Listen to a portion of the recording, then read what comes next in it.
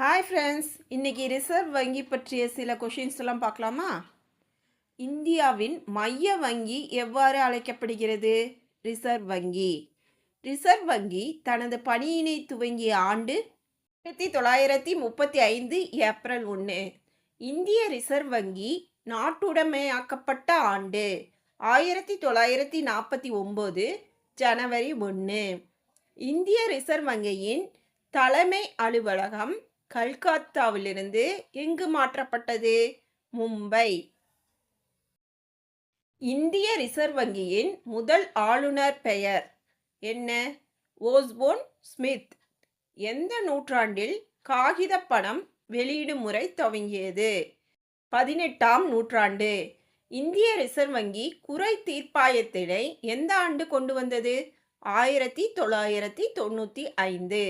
ரூபாய் என்ற வார்த்தை எந்த மொழியின் வார்த்தையிலிருந்து தோன்றியது? சமஸ்கிருதம். முத்ரா வங்கி திட்டம் எந்த ஆண்டு தொடங்கப்பட்டது? 8ஆம் தேதி ஏப்ரல் 2015. தேசிய விவசாய கிராமப்புற வளர்ச்சி வங்கி தொடங்கப்பட்ட ஆண்டு 1982. பாரத ஸ்டேட் வங்கி எந்த ஆண்டு உருவாக்கப்பட்டது?